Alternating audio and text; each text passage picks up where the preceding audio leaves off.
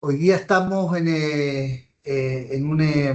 este seminario que nace en el marco de la conmemoración de dos cosas en realidad. Uno es el mes del urbanismo que el Ministerio de Vivienda siempre celebra en esta fecha, en esta época del año, con una serie de actividades normalmente ligadas a la inauguración de obras que el Ministerio haya impulsado en el ámbito del aporte al espacio público, normalmente al espacio urbano.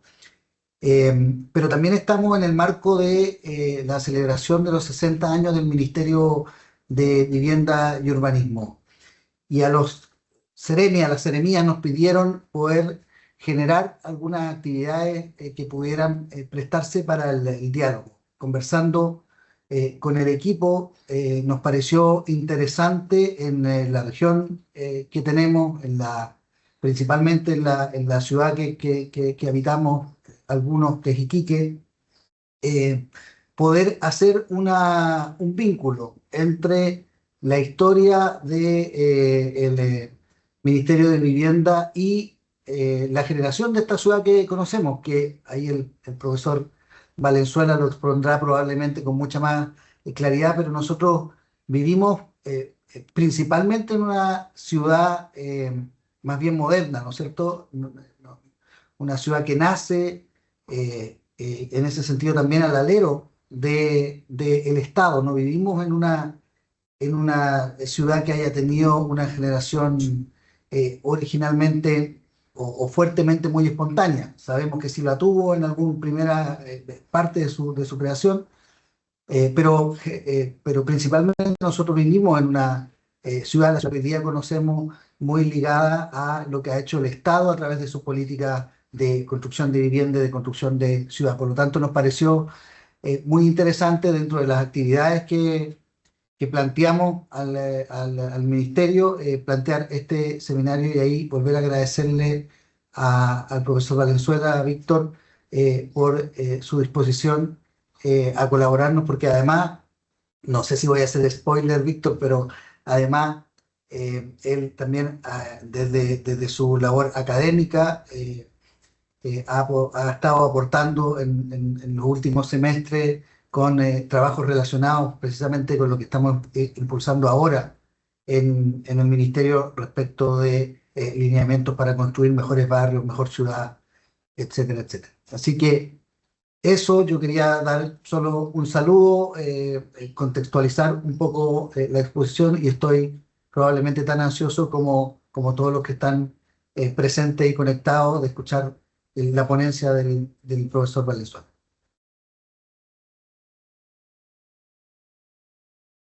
Bien, agradecemos a nuestro Ceremi también el participar de esta actividad, como él dice, marcado en este aniversario 60 de nuestro Ministerio de Vivienda y Urbanismo, que estamos también construyendo mejor ciudad. Profesor, el escenario es todo suyo, así que lo escuchamos atentamente. Ah, bueno, no sé, usted nos da la guía si se puede hacer preguntas o lo dejamos a posterior. También está el chat por si hay alguna pregunta que nuestro auditorio desea expresar, también lo pueden escribir por el chat si es que no tienen micrófono activo. Adelante, Víctor. Muy bien, muchas gracias por la invitación y saludar a todos cordialmente. Y como se decía, dar el tiempo de poder escuchar esto desde la academia, lo que se puede decir y aportar a la labor que hacen ustedes. Agradecer las palabras de del Ceremi, ¿cierto? Y para eso estamos, en realidad, para cooperar con todo lo que pueden hacer. La charla que quiero partir considerando con ustedes guarda relación con parte de lo que se ha investigado, en mi caso parte de lo que es la tesis doctoral que efectué, y también la experiencia, como decía Diego, respecto a lo que tiene que ver con la eh, instalación de competencias y ejercicio académico basado justamente en lo que es la construcción de conjuntos habitacionales entendiendo como piezas urbanas y también, como bien se mencionaba, que hacen ciudad. Y tiene mucho que decir respecto a la construcción de la ciudad. ¿Ya? Dicho lo anterior, lo primero es reconocer que nuestra ciudad se encuentra en lo que yo llamo un cuerpo de ciudades del norte grande, que tienen muchas características que las unen, ya sea por la condición geográfica, la condición de extrema, su lejanía con el centro político del país, esta tensión que siempre va a estar presente con las decisiones que se toman desde el gobierno central. Creo que se paró la presentación, no sé qué pasó, pero la compartimos al tiro.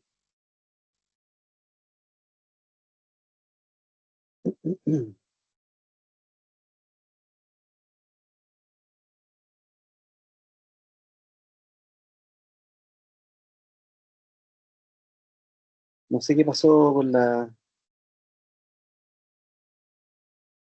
chat.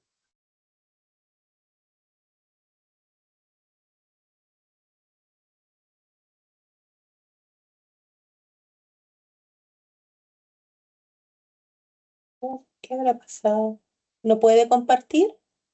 Sí, lo que pasa es que el Team me Ahí hace está. compartir como si fuera online, pero yo traté de subirlo directamente, pero no se pudo. Ya. Pero se veía, de repente se cambió la imagen. ¿Ahí la ven bien o se ve muy chiquitita? Sí. ¿Se ve bien? Yo lo veo bien. Ya, perfecto. Ya. Entonces, perdón. Ahí está. Entonces, como les decía, ahí está nuestro cuerpo, nuestro conjunto de ciudades del norte grande, son ciudades puertos, que es Arica, Iquique, Tocopilla y Antofagasta.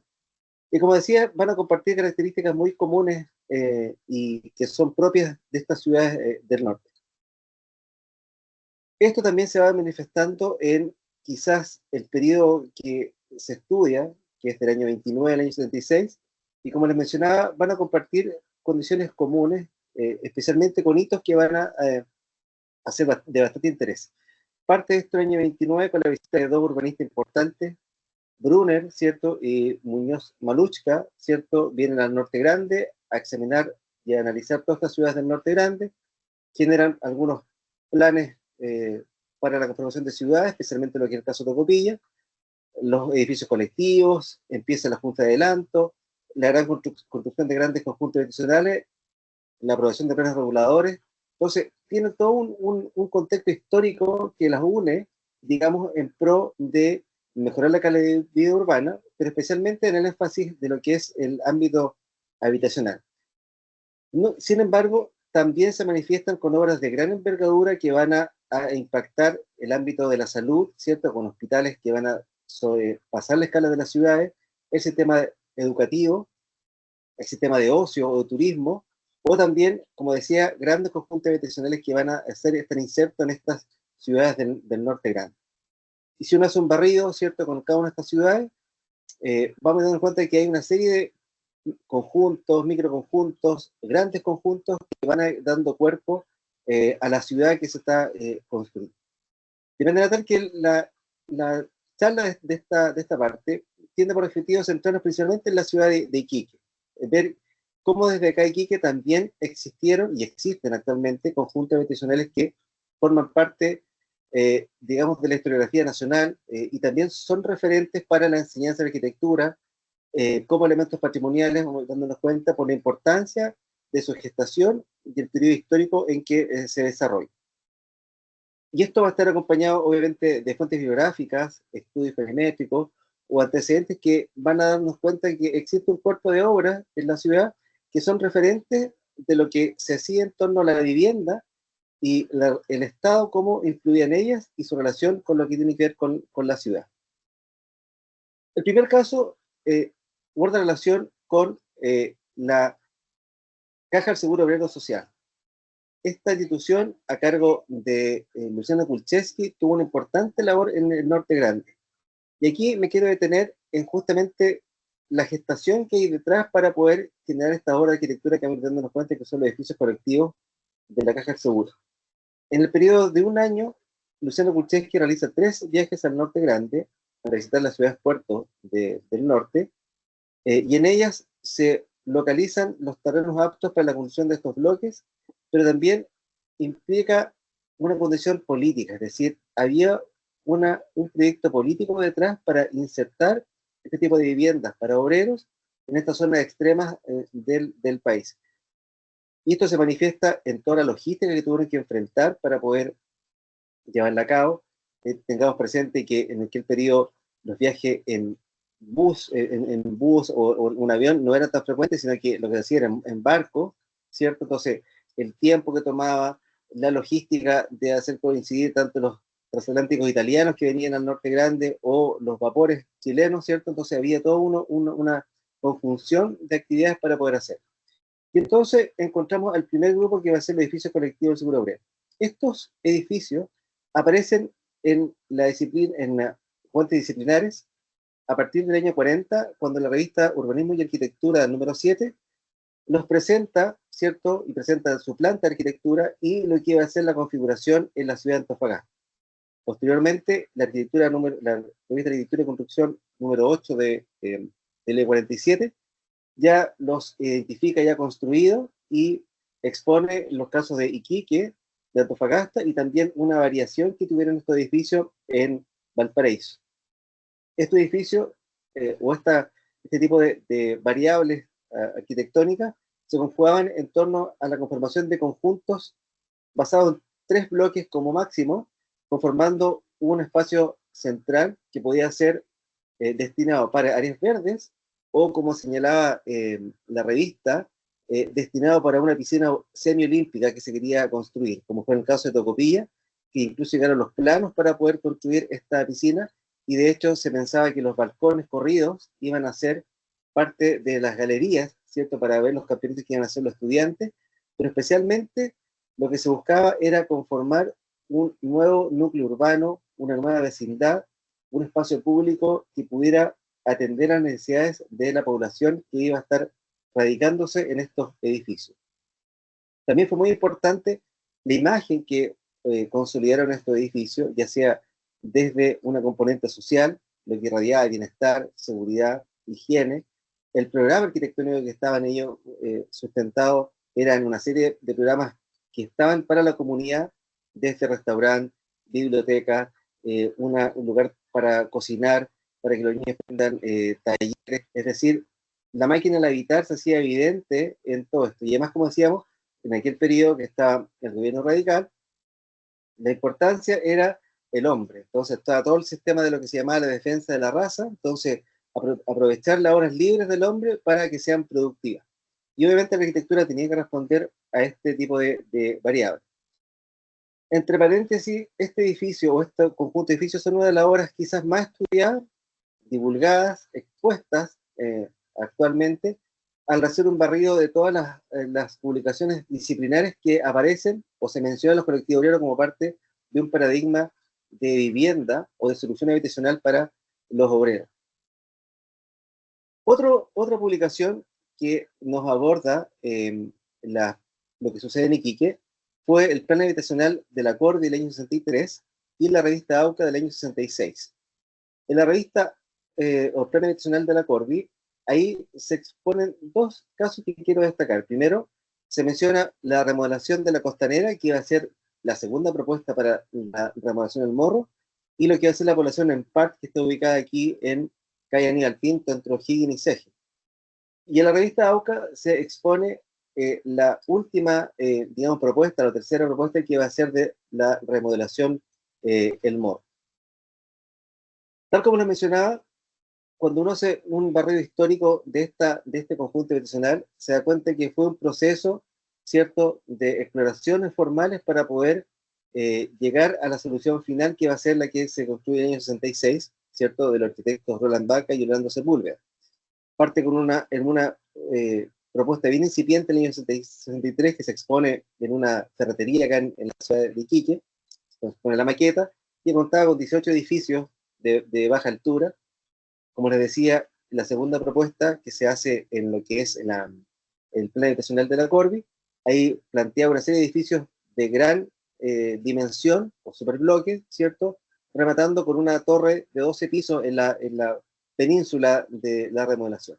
Y finalmente esta, la última, que es la más conocida, que aparece en la revista AUCA, donde se enfrentan dos tipologías de bloques, un bloque en cruz y un bloque en T.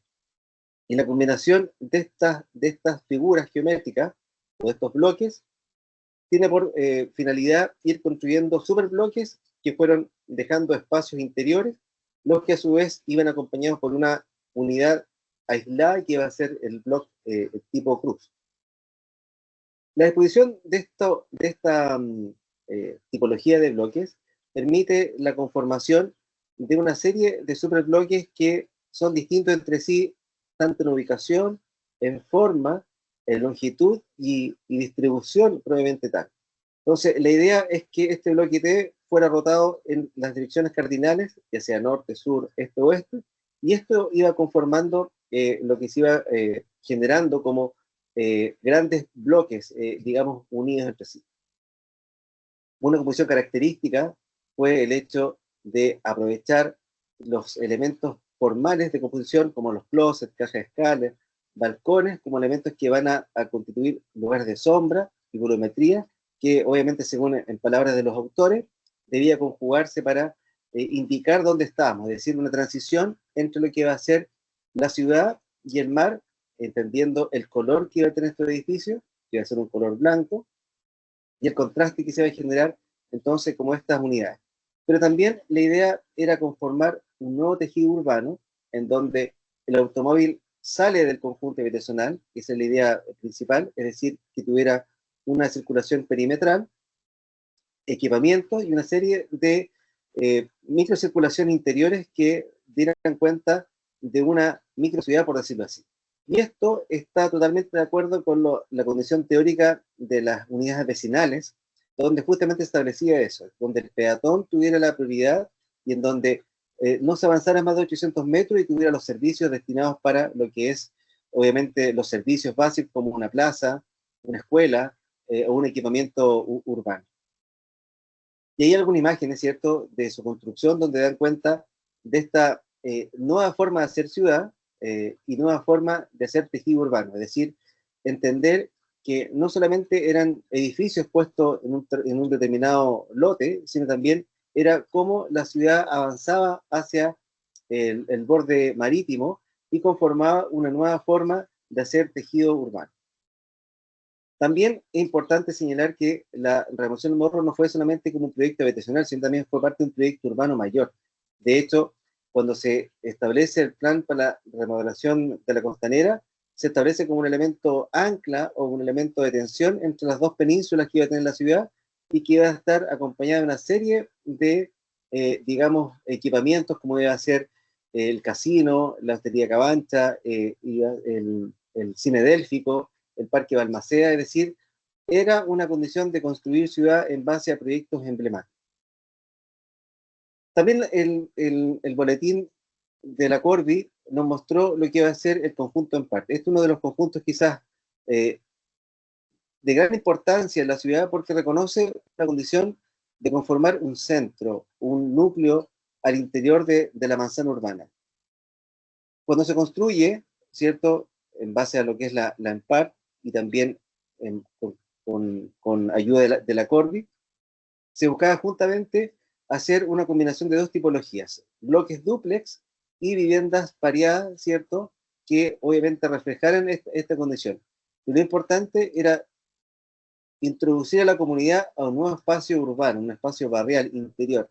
De hecho, podríamos decir que es la única o el único conjunto habitacional que contiene esto, es decir, un espacio urbano, barrial, al interior de este conjunto. Y además se utiliza el subsuelo como parte también de las respuestas arquitectónicas que se quería brindar para este conjunto. La revista AUCA, número 28 en el 75, expone lo que es la seccional La Puntilla, que hoy día conocemos como la remodelación La Puntilla, donde se basa en la composición de bloques habitacionales que iban a contener 4 tipologías de departamentos. 2 departamentos tipo dúplex, que iban a variar en diversos pisos, el primer piso y en el cuarto piso, y este último iba a tener dos combinaciones en donde se iba a entrar ya sea al estar o al sector de dormitorios. Pero aquí lo interesante era cómo este elemento podía constituirse en un elemento de mayor dimensión, como hacer la propuesta, digamos, inicial de este conjunto habitacional de la Cormu, en donde justamente se quería llegar desde la calle Sotomayor hasta lo que es la avenida Arturo Prat. Es decir, proyectos que iban a conformar, por decirlo así, super cuadras, donde iba a haber también equipamiento, iba a haber multicanchas, estacionamientos, y obviamente estos conjuntos o estas líneas de edificios iban a direccionar hacia nuevas calles interiores que iban a fortalecer el sentido de comunidad. Lamentablemente, cierto, no se construye en su totalidad, se construye una parte nomás de este conjunto, pero su impronta aquí es decir, edificios que tienen un significado muy especial respecto a la composición geométrica que se hace. Y este mismo modelo de edificio fue construido en la ciudad de Arica, ¿cierto? Lo que es la población Parinacota, con otra exposición, pero lo que vemos también acá es cómo la tipología arquitectónica también puede servir en otras latitudes cuando se ordena de otra manera y también contribuye obviamente a la generación de nuevo tejido urbano. Finalmente, la revista AUCA, número 38, reconoce y premia, por decirlo así, la propuesta que se hace Patricio Advi y otro arquitecto, no me recuerdo el nombre ahora, con esta población de Sandón, donde lo que se buscaba era reflejar un poco, digamos, las características medioambientales que tenían las casas de Baquedano, con una doble cubierta, ¿cierto? Y además un patio interior, que configuraba un ambiente privado y un ambiente público, lo que iba a ser la vivienda. Si bien estos casos son puntuales los que yo quería mostrar, la ciudad de Iquique tiene una serie de conjuntos habitacionales que dan cuenta de cómo la tipología habitacional cambió, se transformó y también dotó a la ciudad, por decirlo así, de fragmentos residenciales con una muy buena calidad arquitectónica y también que permitió digamos, a sus ocupantes tener buenas condiciones de vida y también mejorar obviamente su calidad de vida urbana. Y desde el punto de vista disciplinar, ¿cierto? Desde lo que es la teoría de la arquitectura, podemos decir que toda la arquitectura habitacional en el norte grande propició una variedad tipológica que permitió establecer nuevos tapices urbanos, es decir, nuevas extensiones de la ciudad con nuevo trazado, nueva geometría, nueva forma de composición. Los bloques, que fueron piezas fundamentales, téngase por ejemplo lo que sucede en la ciudad de Arica, donde hay una gran cantidad de tipologías de bloques habitacionales, o la ciudad de Antofagasta. Después, el cambio de escala de muchas de estas ciudades a través de los superbloques. Y finalmente, grandes conjuntos habitacionales o unidades vecinales que permitieron, obviamente, dar respuesta masiva a la población sin olvidar el concepto de que se estaba haciendo ciudad, es decir, formar parte de un nuevo tejido urbano. En definitiva, cuando uno analiza el papel que ha tenido la construcción de conjuntos habitacionales en el norte grande y estudiamos lo que son la vivienda moderna, nos damos cuenta que son resultados de procesos sociales que aportaron bienestar obviamente a sus ocupantes, reflejaron ideas y visiones de un Estado modernizador, es decir, el Estado muy presente en cómo suplir esta demanda habitacional, se construyen piezas urbanas delimitadas y reconocidas dentro de la ciudad que permite incluso muchas de ellas elevar la reputación de patrimonio, vale como ejemplo que sucede en la ciudad de Arica, ¿cierto? Donde el conjunto de las Tarrias ya es declarado como zona típica, contribuyen a la generación de nuevo tejido urbano y el crecimiento de la ciudad, y obviamente desde la academia nos permiten analizar la escala de intervención, ¿cierto? Para estas tipologías desde la unidad, el barrio y lo que es la ciudad. Ahora bien, ¿cómo desde la academia también tomó en consideración toda esta carga histórica, toda esta experiencia, ¿cierto? A mí me ha tocado desarrollar el taller el número 7, el último que se desarrolló fue el semestre anterior, que justamente abordamos lo que es el tema habitacional. Lo hago con la con la colega Kimi Nakamine, ¿cierto? También arquitecta de esta universidad, y en esa oportunidad tuvimos 16 alumnos que presentaron sus propuestas. ¿Cuál fue la idea de ese semestre? Obviamente, hacer ciudad desde el nuevo crecimiento que se está planteando para la ciudad de Iquique. En este caso fue el sector sur, el caso de Los Verdes, donde como premisa entendimos que era un sector con potencial de desarrollo urbano y obviamente el objetivo era la generación de nuevo tejido urbano coherente con las condiciones del territorio, sociedad y lugar. Entonces, voy a mostrar algunas experiencias que hicimos en el taller a modo de ejemplo, porque por tiempo no puedo mostrar todo lo que se hizo, pero para ir dándonos cuenta de cómo la experiencia del pasado nos sirve. De hecho, la historia misma señala que muchas de las respuestas del hombre del presente están al revisar su pasado, es decir, cómo se construye ciudad, cómo se hace ciudad a través de la arquitectura. La propuesta del taller 71, porque en la Escuela de Arquitectura en un semestre se ven dos niveles, un taller 71 es que, por decirlo así, es en primer semestre de cuarto año, y taller 81 que es un segundo semestre de cuarto año. El taller 71 lo que se centra es justamente en la construcción de planes habitacionales en base a planes maestros, y como premisa era siempre el bloque de altura media. Eso fue como pieza fundamental en la construcción de la ciudad. Y el taller 81, por decirlo así, complementa lo que es el equipamiento urbano para poder hacer estos conjuntos habitacionales. Algunas propuestas, ¿cierto? Ya estableciendo ya los límites donde se trabajó. Aquí uno de los alumnos, ¿cierto? Reconoce un fragmento de la ciudad, de esta propuesta, y a todo esto ellos tenían la posibilidad de hacer mejoras, hacer aperturas de vías, mejorar la infraestructura o hacer cambios que pudieran mejorar, ¿cierto? La propuesta que hizo el plan regulador con la finalidad de insertar estos conjuntos habitacionales. Obviamente entendiendo también un usuario que podía ser, ya sea desde el mundo civil, es decir, qué pasaría si se implementan nuevos colegios, universidades, dónde podría vivir los profesores, personal administrativo, etcétera, etcétera. Es decir, se buscaba lo más real posible encontrar un referente para poder ocupar estos territorios. Y las propuestas entonces se basan justamente en la conformación del tejido urbano, distribución de infraestructura, ¿cierto? La conformación de nuevos barrios, de nuevas centralidades, que fueron obviamente capitalizando a través de su propuesta. Otra propuesta establecía la conformación de un centro bastante clarificado, ¿cierto? Y definido, en donde se buscaba dar cabida a los funcionarios públicos que iba a tener la ciudad de Los Verdes. Entonces, se establecen centros educativos cercanos, la multicancha, lugares para estar, y se iba, digamos, transformando el nuevo tejido para poder hacerlo.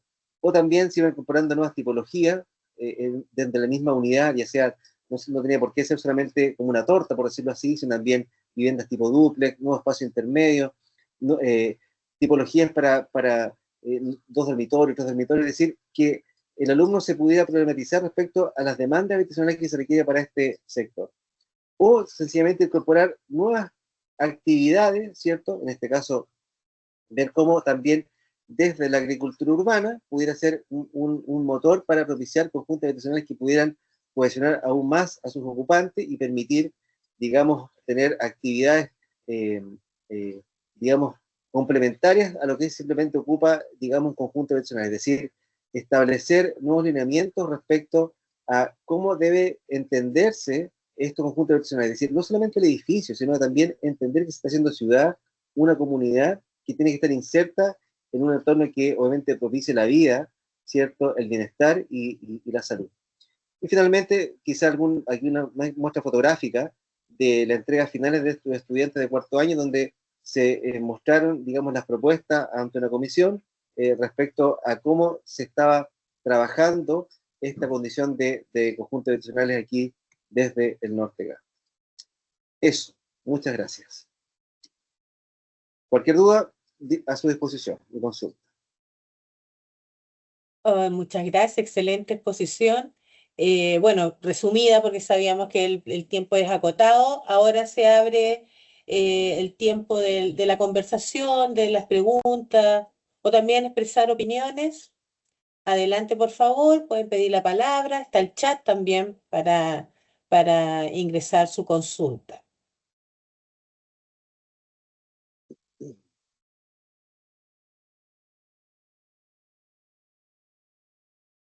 Seremi. Y después Belén. Sí, yo más que una, igual voy a hacer una consulta, pero primero, más que una consulta, bueno, volver a agradecerte, Víctor, el barrido que hace.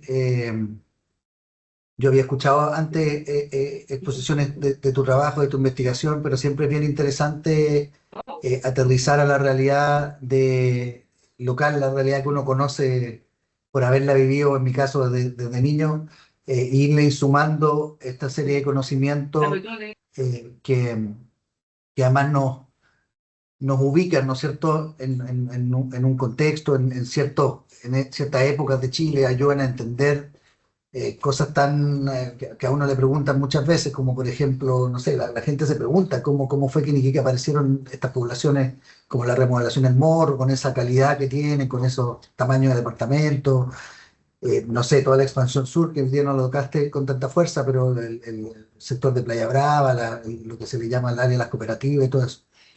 Eh, y la pregunta es, bueno, y además agradecer que mostrara un poco lo que has trabajado en el sector de los verdes, que es un área que hemos estado impulsando desde el ministerio en este periodo de gobierno, como planificación de lo que se debería venir para el sector sur. Y primero una muy pequeña reflexión. Me parece bien interesante, yo soy arquitecto también, me parece bien interesante cómo creo que estamos empezando a dejar con fuerza atrás en Chile esta idea de entender el quehacer de producir vivienda desprendido de la necesidad o la responsabilidad de ir generando tejido urbano, ciudad, barrio, etcétera. Me parece que estamos en un punto en donde, y lo digo desde mi mirada también desde el ministerio, donde creo que va a ser difícil que revirtamos eso. O sea, hemos entrado en un camino donde desde el ministerio también hemos entendido que vamos a avanzar o debemos avanzar muy de la mano entre la generación de vivienda y la construcción de barrios. Y en esa línea la pregunta sería, bajo tu experiencia, digamos, haber entendido los proyectos del pasado y cómo respondían a una realidad, ¿cuáles podrían ser para ti algunos tips como esenciales para que le toque construir las poblaciones de la próxima, a lo mejor de la próxima década, entendiendo la realidad de hoy, el mundo que hoy vivimos, el país que hoy vivimos, que no debería dejar de tener una urbanización, una vivienda, lo que tú nos quieras comentar hacia el futuro, digamos? Bien, gracias por los comentarios, Diego.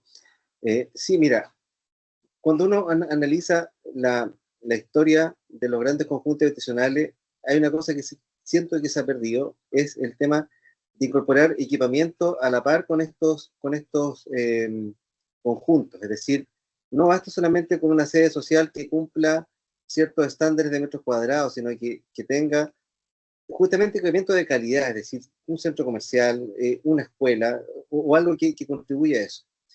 Después lo otro es que el área verde no sea solamente estimada como área verde en metros cuadrados, sino un área verde diseñada, es decir, que se incorpore al proyecto, digamos, ¿qué se va a incorporar en esos espacios públicos? Es decir, de un proyecto complementario. Es decir, no solamente entregar estas áreas café que se entregan por retazo, sino que sean espacios claramente definidos y que formen parte de esto. Y después, obviamente, todo el estándar, digamos, que se está hoy día en boga, que es lo medioambiental para las viviendas, el tema de confort térmico, eso tiene que estar ya muy ya internalizado. A mí me llamó mucho la atención cuando hubo justamente esta discusión respecto a cómo hacer el cambio para mejorar la vivienda, y hacia los años 90, me acuerdo que Borja Huidobro establecía que deberíamos cambiar la condición de metros cuadrados, metros cúbicos respecto a la vivienda. Entonces, por metro cúbico, decía, uno tiene que entregar una propuesta también que implique diseño. Entonces, eso es una manera, y lo otro es que los proyectos también puedan ser capaces de reflejar con identidad dónde están situados. valga como ejemplo lo que se construye el año 50, ¿cierto? Con la población Chinchorro, donde se reconoce ciertas condiciones desérticas, de luminosidad, de viento, ¿cierto? Y no la implementación de proyectos que son estándar y que pueden estar dispuestos en cualquier parte del territorio. Si bien a veces han funcionado, especialmente, por ejemplo, lo que fue el bloque de 1010 o 1020, ¿cierto? Que están desde Arica hasta Punta Arenas, hay que mejorar esa condición respecto de los proyectos demuestren que están insertos en el lugar donde se están construyendo. Eso podría decir desde mi perspectiva. Belén. Hola, buenas tardes. Agradecer también a Víctor. Saludos a todos.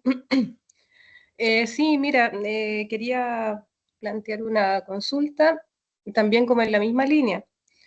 Y a propósito también de que hoy día, como se conmemora también el Día Internacional de la Eliminación de la Violencia de Género, y como también el Ministerio, a través de la modificación de la Ley General de Urbanismo y Construcción, en donde introduce también la obligación de incorporar aspectos de equidad, de inclusión, de accesibilidad en la planificación urbana, también cómo o qué rescatarías tú de estas piezas urbanas del movimiento moderno que hoy día pudiéramos relevar y incorporar en este desafío de hacer un urbanismo más sostenible para las familias finalmente, que entiendo que hoy día también fueron invitadas, que hoy día nos permite también con esta actividad acercar un poco este concepto tan amplio de quizás o tan técnico de la planificación urbana a quienes finalmente vamos a habitar la ciudad.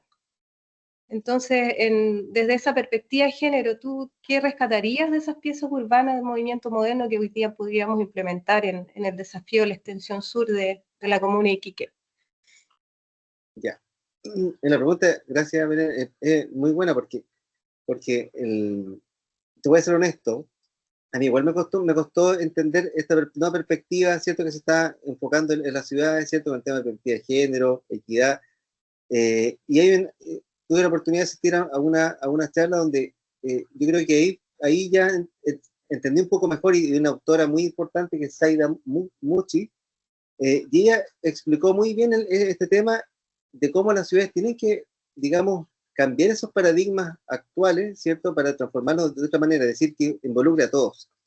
¿Y cómo lo entendí? En el sentido, por ejemplo, en situaciones como domésticas, decían, ¿quién cuida a los niños, ¿cierto? En el hogar. ¿Quién los cuida? Dijo, no es la madre. Entonces, ¿cómo la madre va a poder cuidar a los hijos si no tiene un espacio público apropiado, cercano a la vivienda, en el trayecto al colegio, ¿cierto? Cercano a donde ella compra su mercadería. Es decir, tenemos que ir enfocándonos que la ciudad no solamente para un hombre ideal, ¿cierto?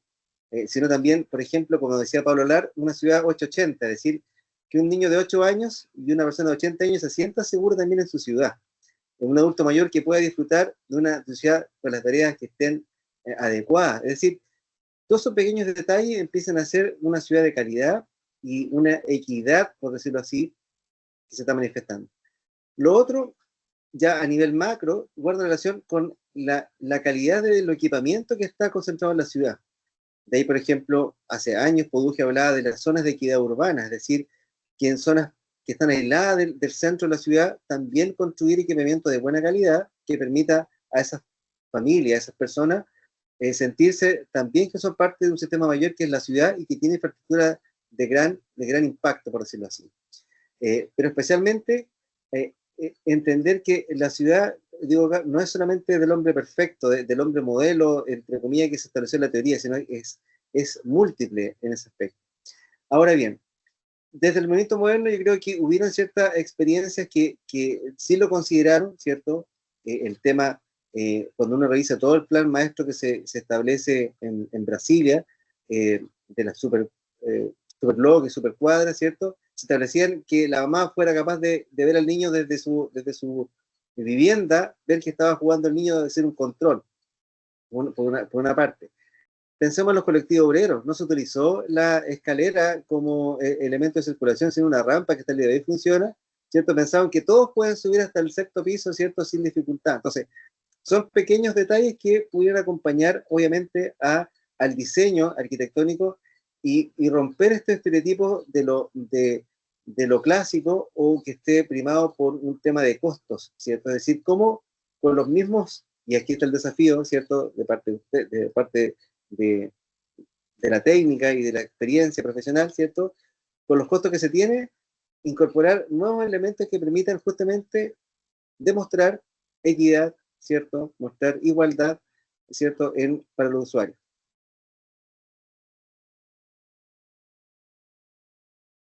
Gracias, Víctor. Clarísimo. Sigue abierta la ponencia, abierta las posibilidades de consultar, comentar. Francisco, Sí, desde Barrio. comentar y consultar. Me llamó harto la atención el tema de lo que decía Seremi Diego, de que estamos dejando atrás el tema de la vivienda en sí mismo, y la vivienda ahora empieza a ser pensada como un entorno habitable, un poco un sentido más de ciudad, un poco más amplio, pero de acuerdo a la experiencia de Barrio, están todavía esos casos donde no se tenía esa lógica, y están esos lugares todavía en la ciudad, y esos lugares en algún momento yo creo que van a tener que reformarse, van a tener que reconvertirse, e incluso a lo mejor van a tener que ser repuestos. Ya hay barrios donde nos tocó trabajar y donde no fue posible revertir estas condiciones originales del diseño, ¿ya? Del diseño urbano. ¿Ya? Entonces nos dimos cuenta en algún momento de que había sectores, por ejemplo, que ya venían muy disminuidos desde la planificación urbana y desde el diseño del loteo. ¿Ya? Y esos lugares me da la impresión de que en algún momento el ministerio o el Estado los va a tener que replantear. ¿Ya? Algunos ejemplos, lo que nos tocó hacer a lo mejor en el borde Cerro de Iquique, me acuerdo sector Carmelo, Tamarugales, Laguna Verde, La Tirana. Entonces, yo quería comentar sobre eso, o sea, la importancia de la exposición de Víctor radica en el hecho de que todos estos conjuntos que él expuso, Remodelación El Morro, Colectivo Lynch, fueron edificios que tuvieron un gesto casi fundacional y que es muy difícil que a futuro eso vaya a cambiar. O sea, es como que esas intervenciones fueron realizadas, diseñadas y ejecutadas con un carácter definitivo. Y resulta que tenemos un montón de sectores en la ciudad, en Iquique y en Alto Hospicio, que lamentablemente no tienen ese carácter. Y que a futuro, ojalá eso se pueda ir revirtiendo y se pueda ir como reconvirtiendo al final. ¿Ya? Eso quería comentar yo respecto de eso, o sea que hay un tema súper importante respecto del diseño del loteo, desde cómo estamos recibiendo estos diseños de los consultores, cómo los estamos revisando con esta mirada de crear ciudad y de dejar proyectado esto hacia adelante, y no tener que en 20 años más o 30 años más estar volviendo de nuevo al comienzo. ¿Ya? Eso, de la experiencia de Barrio. Y ahora desde la experiencia de pequeñas localidades respecto de todo este desafío, enorme desafío que significa dominar la expansión sur, este desierto costero, que es súper complejo. Hemos visto algunos casos en Chanaballita, bueno, en tema de San Marcos, y ahí nos encontramos con temas de servicios básicos y temas o preguntas como súper importantes. Una de las preguntas súper importantes que me llamó la atención cuando vi la imagen de Víctor de los talleres, los renders súper verdes, incluso había unas plazas cultivables, y ahí al tiro se me viene el tema del agua, que resulta que el tema del agua es un tremendo temón que probablemente a los colegas del futuro les va a tocar enfrentar de forma bien fuerte. Y el tema del agua, bueno, también siempre está relacionado con el tema de alcantarillado, el tema de los sistemas también de manejo de residuos. Entonces yo ahí quiero consultarte, Víctor, si ustedes esos temas dentro de los talleres los están tocando, o sea, los están tocando en el sentido de darle una vuelta más al render y no que solamente sea el tema del verde como el maquillaje del proyecto, el que me arregla los espacios intermedios, sino que está pensándose el tema del agua o el tema de estas necesidades básicas en el desierto. Sí, de hecho, se plantea en los talleres, por ejemplo, justamente ese alumno que planteaba el tema de la agricultura, era la reutilización de toda el agua servida, aguas grises y también de otra fuente, digamos, para potenciar, digamos, el reciclaje, el compostaje, es decir, una condición muy medioambiental, con el cuidado medioambiental, por decirlo así. Entonces, la idea era justamente que no fueran proyectos, digamos, tan utópicos en el sentido de que no fueran irrealizables, sino que tuvieran una cuota de realidad en el sentido cuánta agua se necesitaba para cultivar eso, cuánta se requiere, dónde estarían esas instalaciones, qué tipo de instalaciones se requiere, es decir, se maneja esa condición ambiental. Es decir, se busca que dar solución ambiental a los proyectos adicionales. Gracias. Y antes que se me olvide, bueno, también quiero agradecer toda esta instancia y saludar a muchos de los que están conectados, que fueron compañeros de universidad, algunos alumnos, exalumnos, ¿cierto? Que los tuve y ahora están trabajando ahí, así que también saludar a ellos y agradecer que también estén conectados con nosotros. Bien, más preguntas, más comentarios. También están conectados funcionarios tanto de la Seremi como de nuestro Serviu, región de Tarapacá. Y si bien acá la planificación es importante, el urbanismo importante, a veces nos pasa la cuenta, la máquina, el día a día, que es la construcción propiamente tal de la vivienda, pero esta temática de cómo construimos ciudad también es importante. Y yo quisiera aprovechar esta instancia también para hacer una pregunta a Víctor, de cómo desde la academia, desde el estudiantado, desde los futuros profesionales ven el quehacer de este ministerio que está cumpliendo 60 años, que ha tenido importantes aciertos, otros no, hay que decirlo porque así es la política pública, pero desde esa mirada, ¿cómo ha sido la evaluación y desde este análisis interno del aula, cuáles serían los desafíos que ustedes creen que se tienen que abordar? Sobre todo pensando en esta extensión sur de la comuna de Iquique.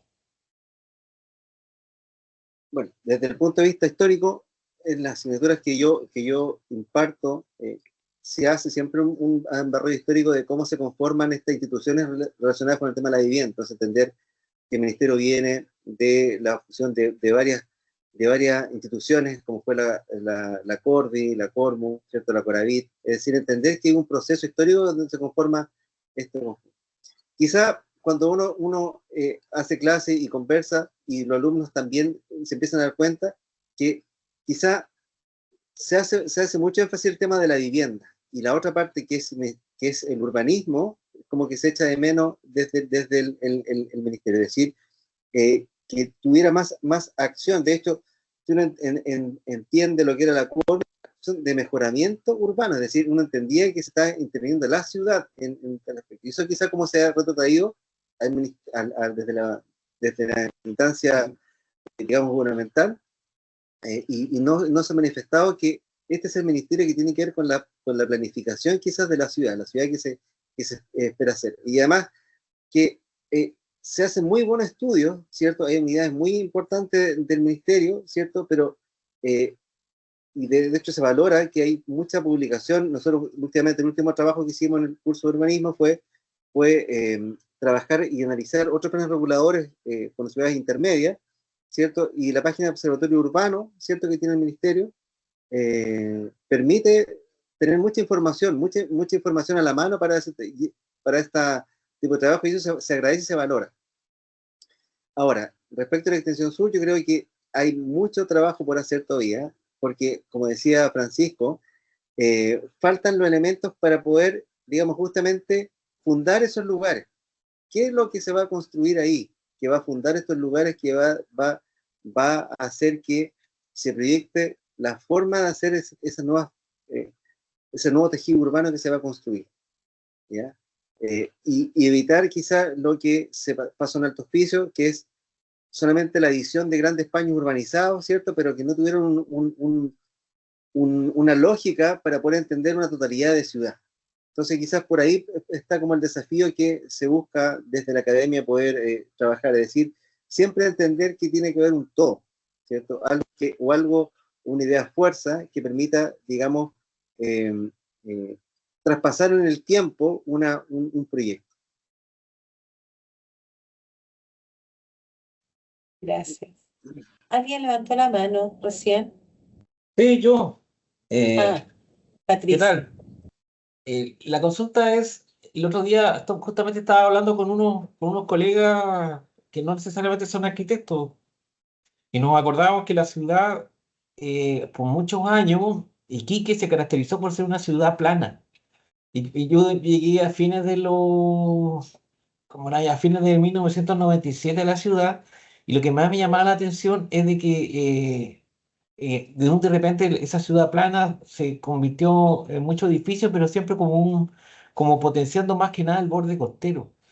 También hubo proyectos que se trataron de extender al sector de Lobito, pero que fueron de privados que al final no prosperaron. Lo que yo digo es cómo se puede trabajar para que el sector que se va a hacer la macrourbanización sea ordenado y no caiga justamente en lo que pasó en algún momento en Alto Hospicio. ¿Cómo la academia puede contribuir a eso, a ese desarrollo? Y también me gustaría saber cómo se puede recuperar lo que es el Iquique antiguo, que hay muchos sectores que hoy prácticamente están muy deteriorados. ¿Cómo se puede proyectar eso? A lo mejor para recuperar zonas como el Colorado, que haya una inversión estatal y privada también, por ejemplo. Bueno, es una pregunta muy abierta que no tengo toda la respuesta, obviamente, ¿cierto? Porque no depende, es multifactorial la respuesta para hacer eso. Son muchos los que intervienen en las decisiones de ciudad. Pero sí creo que tiene lo he mencionado en un artículo, es la visión política que se tiene respecto a lo que se quiere hacer de ciudad. Si uno, y lo tengo publicado, uno analiza lo que iba a ser el plan regulador de King del año 60, esa iba a ser una ciudad plana, de muy baja altura. La altura máxima iba a ser 4 pisos, y era una extensión de puras viviendas. Entonces, pensemos que se buscaban hacer 18 plazoletas interiores de la ciudad para poder articularla. Había equipamiento urbano, es decir, había una visión detrás que permitía eso. Ahora, la visión del sector sur tiene muchas visiones que están detrás de eso, desde cooperativas, ¿cierto? Aravena también está participando con una visión, lo que puede ser el propio ministerio. Entonces, falta un enfoque, creo, global, y la academia puede dar visiones, obviamente, ¿cierto? Pero son las decisiones políticas muchas veces las que intervienen. No olvidemos que dentro de la teoría urbana existen los denominados proyectos urbanos políticos, es decir, que son ideas que permiten conglomerar o aglomerar, ¿cierto?, a la sociedad en general para poder ir tras un fin específico. Entonces, ¿cómo se aborde? Eso va a requerir de muchas variables que yo no manejo todas, y ahí tengo que ser honesto. Respecto a cómo recuperar la ciudad, también viene un tema de gestión urbana. Eso creo que eso es lo que hace falta quizás en muchas de las ciudades, en sentido no solamente planificar, decir que se hace esto, sino cómo se gestiona eso, cómo se sigue tal condición, ¿cierto? Con razones y tienen que estar todos los autores involucrados. Por ejemplo, en Iquique uno sabe que la basura no se saca los días sábados, pero la gente igual saca los días sábados la basura. Entonces, ¿cómo manejamos eso? Entonces, es como muy difícil a veces de trabajar, y además que es multiescalar. Hay diferentes tipos de condiciones que se pueden recuperar, desde barrios, ¿cierto?, a sectores importantes de la ciudad, o intervenciones patrimoniales, por ejemplo. No sé si respondo su pregunta, don Patricio. No, está bien, le agradezco, muchas gracias. No, Belén, ¿sigues con la mano abierta o quieres intervenir? Y el Ceremi también está... No, se me quedó, Ah, pero igual quería plantear, me parece muy interesante lo último que dice Víctor respecto a la gestión urbana. no sé si a lo mejor el Ceremi puede complementar también ahí, qué espacios o herramientas se disponen hoy respecto a la gestión urbana, en tanto se involucra en otras instituciones, una articulación más amplia quizás, que se vea como materializado hoy día en temas de planificación urbana. No sé si puedo hacer un comentario. ¿Sí? Sí. Hágalo. Sí, no, bueno, a propósito de lo que comenta Víctor y lo que complementa Belén. Sí, justo estaba pensando que una cosa que no se dice mucho con mucha claridad, que voy a hacer un comentario probablemente más político y de mi rol más político. Algo que no se dice con mucha claridad, probablemente producto de que todavía hay cierto resabio de la dictadura, digamos.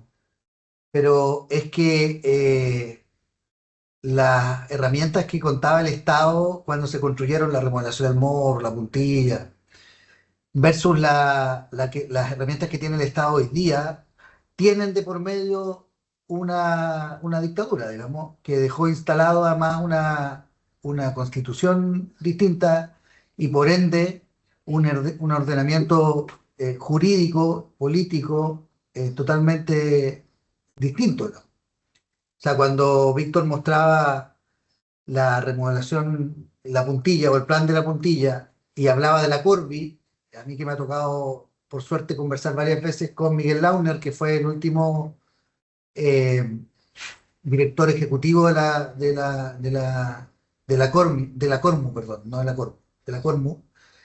Ellos tenían en ese momento la posibilidad, ellos como institución, pero además como parte de un Estado, tenían la posibilidad de, eh, de tener eh, atribuciones sobre el territorio que les permitían poder planificar ese nivel de paño. Si ustedes se fijan, es como que planificaban, sabemos que en ese momento no estaba tan poblado como ahora, no estaba tan formalizado como ahora, eh, porque eso había sido parte de las líneas ferroviarias y de los talleres del Trento, entonces tenían ciertas particularidades, pero era un Estado que podía decidir intervenir un territorio y llegar con todas las herramientas que les permitieran hacerse de ese territorio.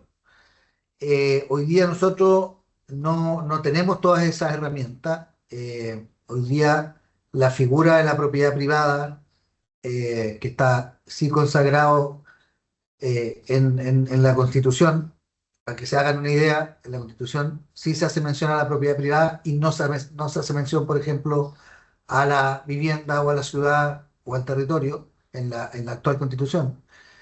Por lo tanto, eso genera un orden de fuerzas muy distinto que no le permiten al Estado, por ejemplo, determinar, salvo razones muy fundadas, poder disponer de un territorio para planificarlo si es que ese territorio, por ejemplo, tiene propietarios.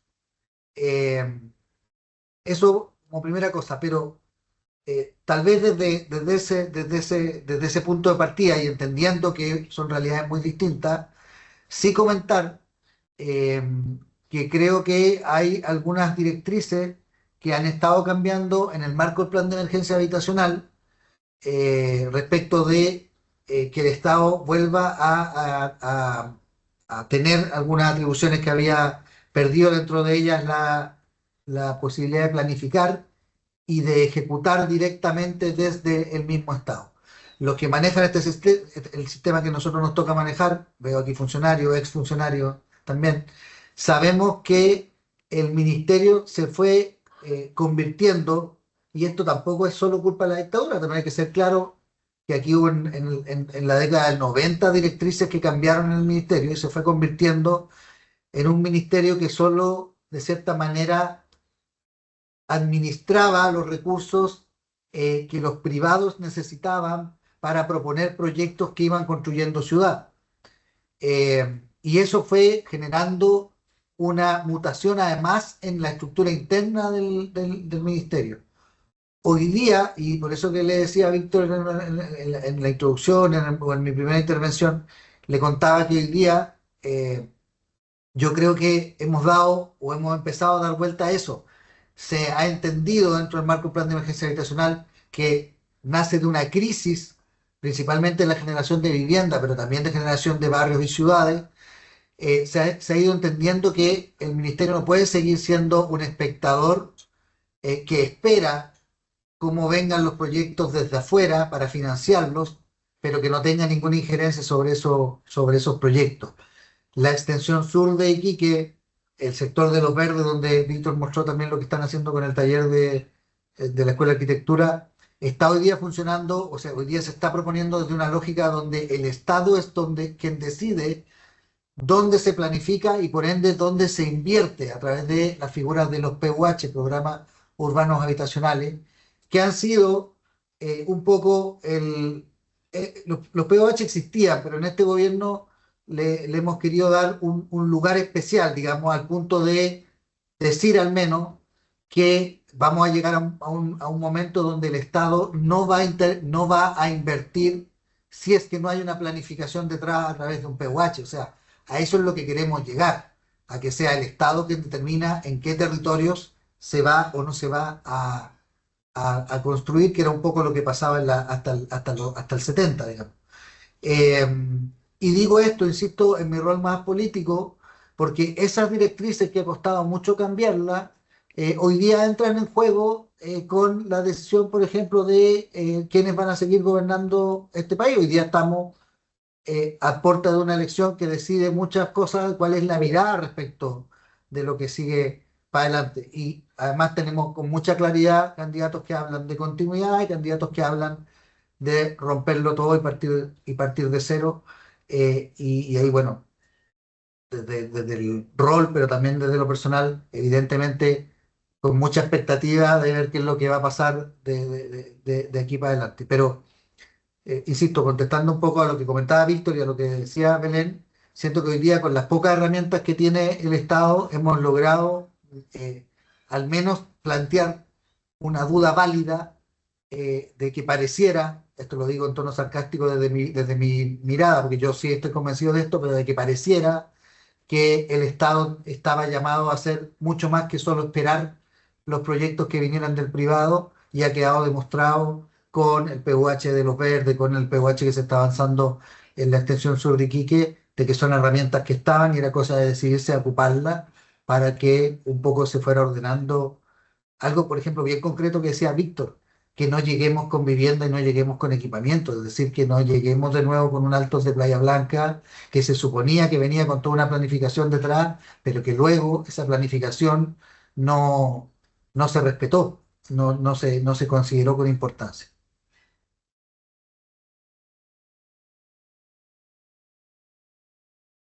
Bien, bueno, ya estamos en las palabras finales. ¿Alguien quiere acotar más a otra cosa? ¿Hacer alguna consulta? Hay arquitectos también que están conectados, si quieren hacer algún comentario. Arquitecto del colegio de arquitectos, a eso me refiero, porque hay harto arquitectos en Servi, en la Seremi de Vivienda. Bueno. A ver, por favor, no se olviden de registrar la asistencia. Es importante mantener el registro de este conversatorio, que es diálogo, que está dentro del marco del mes del urbanismo. Dejamos entonces, bueno, Víctor, para ya el cierre, sus últimas palabras de reflexión quizás de esta instancia. Bueno, primero, antes que se me olvide, ya había comentado ya, volver a agradecerlo su invitación y decir que estamos dispuestos siempre a poder colaborar en lo que se pueda, ¿cierto? Desde la academia. Instancias como esta, en realidad nos nutren a ambos, en el sentido, uno entender que ustedes están en la punta de lanza en el sentido de la planificación, en la construcción y también en la parte técnica más fuerte, también a nosotros nos sirve para entender lo que está pasando desde su mirada más técnica. Y quizás como reflexión, especialmente a veces a los colegas arquitectos, no dejar esa sensibilidad que uno aprende en la carrera, ¿cierto? A veces es tan fuerte la presión técnica, el presupuesto, la normativa, ¿cierto? Que nos enfrascamos en respuestas, soluciones que pueden estar en cualquier lugar. Entonces, eso, es decir, poder ejercitar un poco más la imaginación, ¿cierto? Si es que se puede, obviamente, para poder hacer proyectos que no solamente mejoren la calidad, sino también entreguen lo que se busca a veces, que las cosas, hablando coloquialmente, sean bonitas también para la gente. Eso. Bien.